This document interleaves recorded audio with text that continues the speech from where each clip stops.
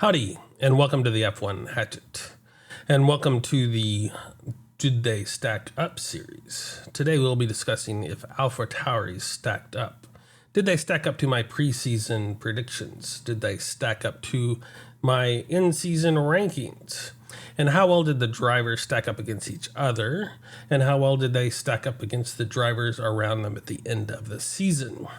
Now, this is the only team that has 4 drivers in their lineup, as they have changed out some drivers throughout the season. So we will have a little bit more to discuss today. But without further ado, we will move on to see how the Alphatauri, who ended up in 8th place overall. Now, this is the constructor standings. And where did I predict them to be in my preseason predictions? I ranked them 9th. I didn't think they were going to be quite as well as they did. And I was close to that. And actually, I was probably on the better side of that until the very end, where they kind of made some changes and were able to bounce back significantly, which is kind of interesting to see.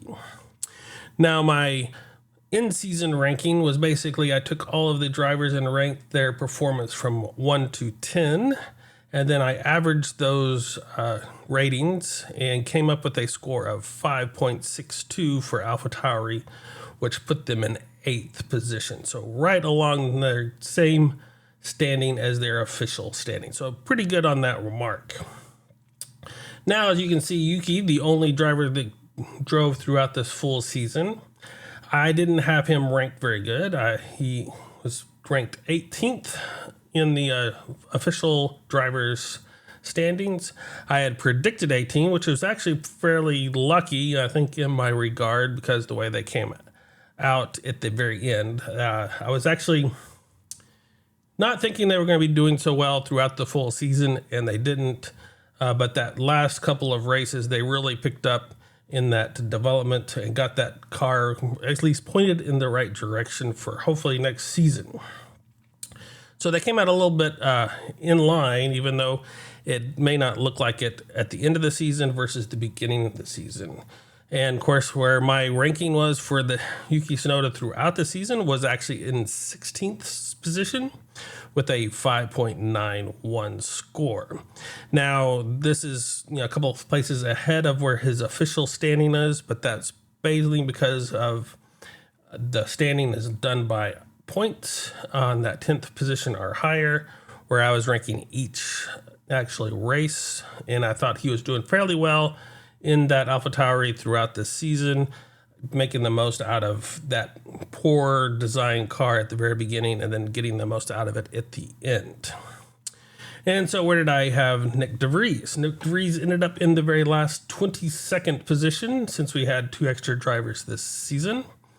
And I had predicted him in 17th. So I see I had actually predicted him just a little bit ahead of Yuki. I thought Nick DeVries, coming in as a previous racer in other series, would have a better feel and maybe kind of be the leader for that Alphatauri team and be able to get the most out of that more than Yuki was. I figured Yuki was coming back from a so-so season, and I figured Nick DeVries could basically help him along in that regard, and that kind of turned on its head in my view, as Nick DeVries really couldn't get a grip on that Formula One vehicle.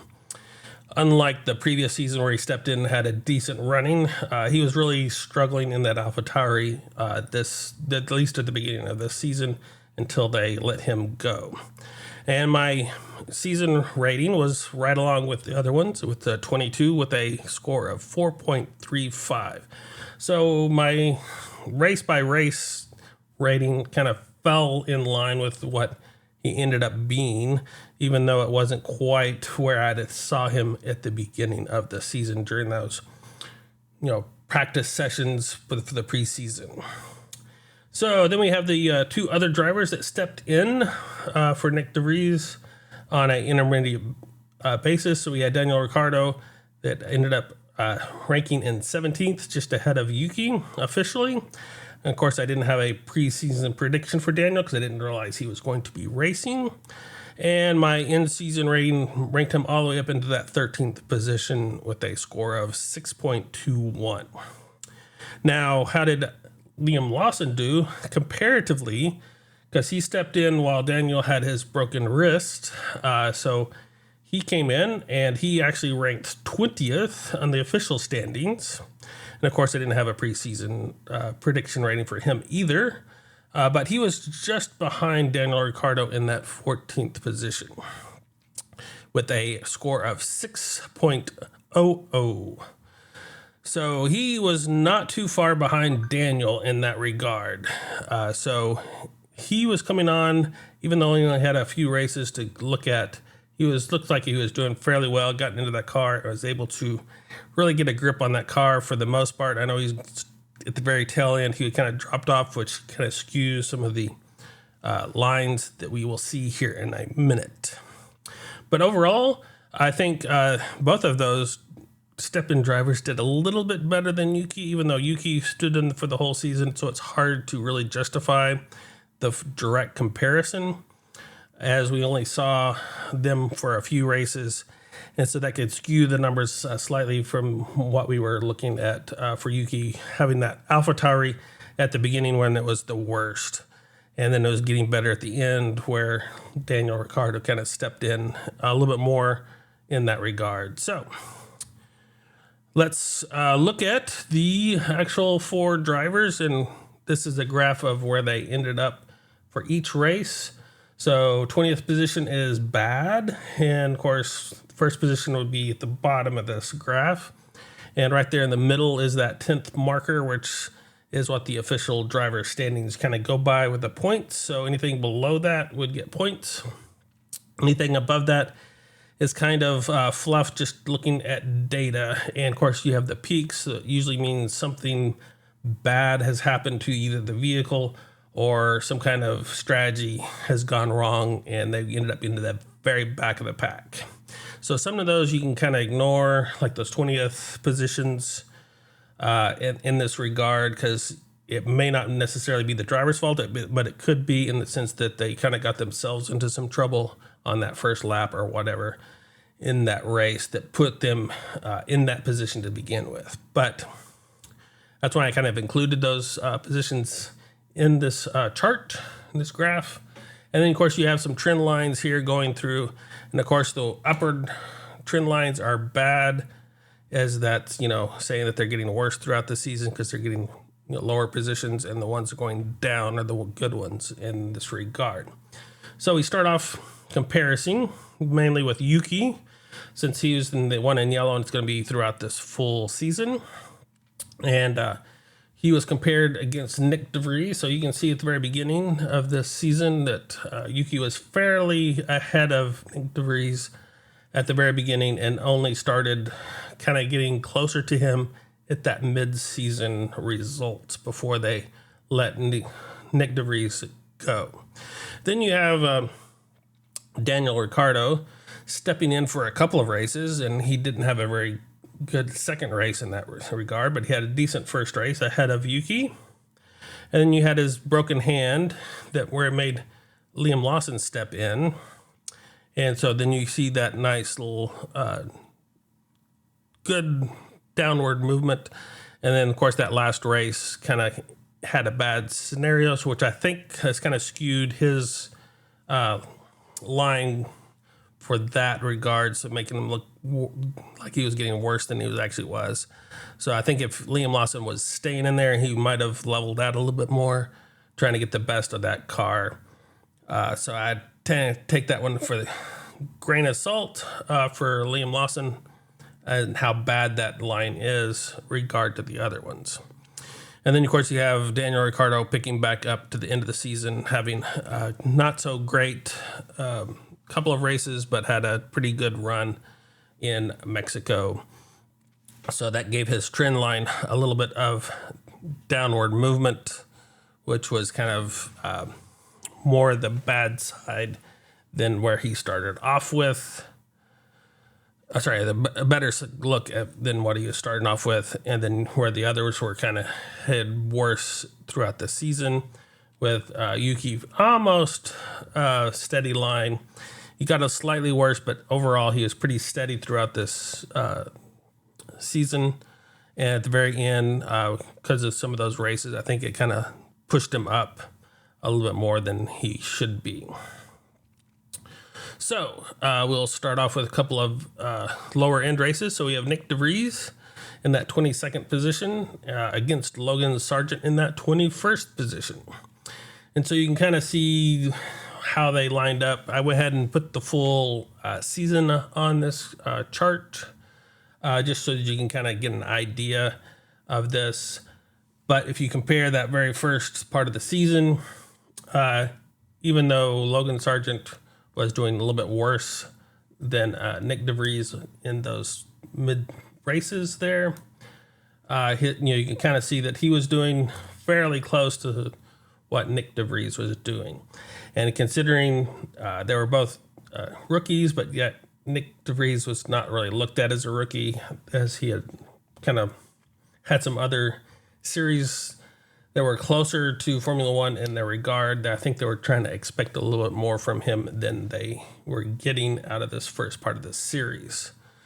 And so, though Nick DeVries was actually looking like he was getting worse fairly quickly, Logan Sargent had a nice steady increase in that. So I started to learn more and more about that car that he was in versus Nick DeVries. So I think there was some thought there in that regard of why they let go of Nick. And I know there were some looks at trying to let go of Logan as well, but I think they decided to hold on to him because he was increasing and he's young. And so they kind of spent some time into it. So hopefully they will actually get some more results out of Logan next year. But here you can kind of see the results of the first part of the season between those two drivers. So here we go and look at Liam Lawson in red now. He only has those 4 races in the middle. And we can compare those against Logan Sargent in that 21st position, and then Kevin Magnussen in that 19th position in blue.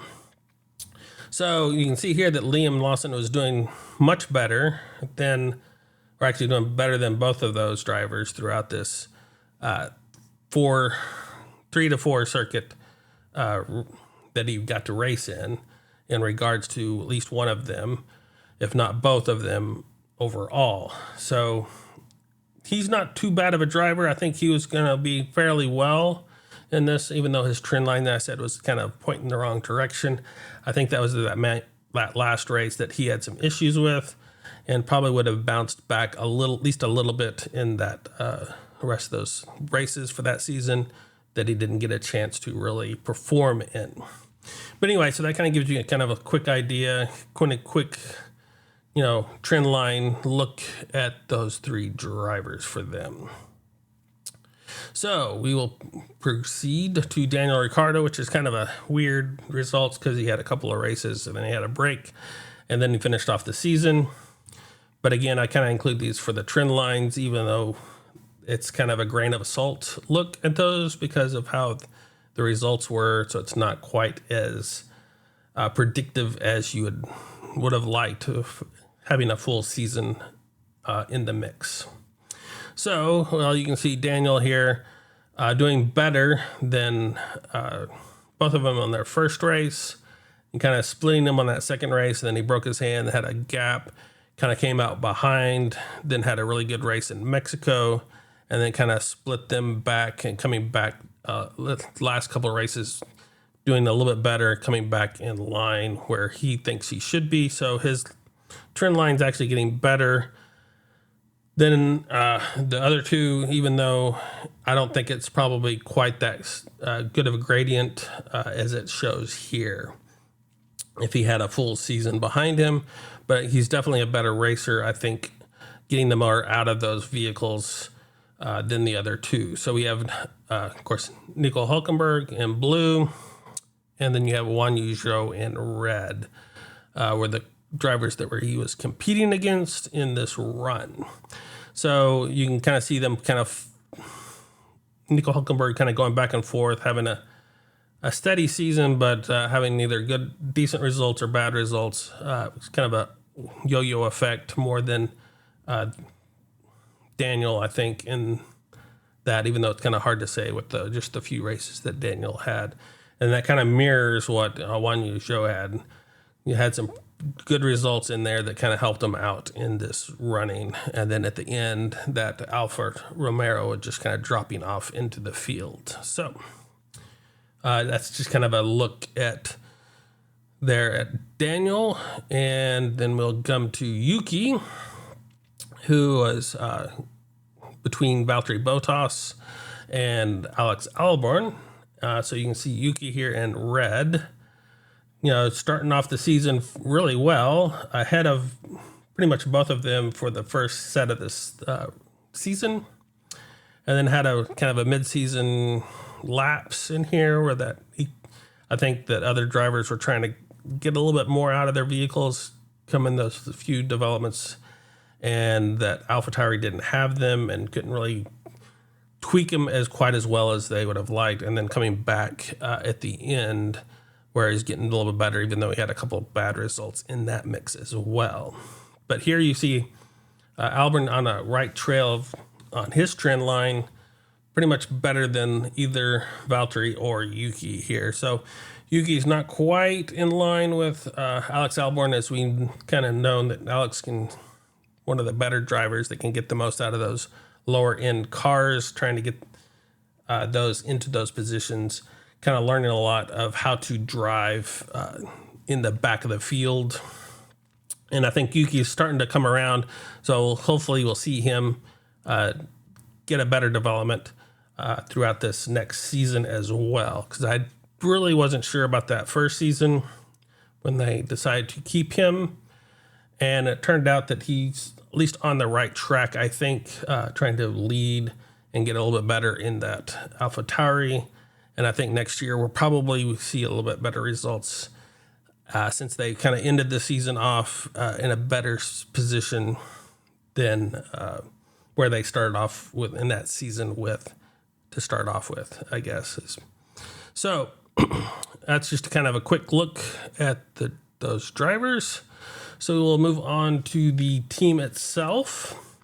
And here, this is just the races that they actually scored points on and how much points they scored in that regard. So this is mainly a trend line for the teams themselves. And now this one, the upward trend line are better because that's the more points you're going to gain throughout the season.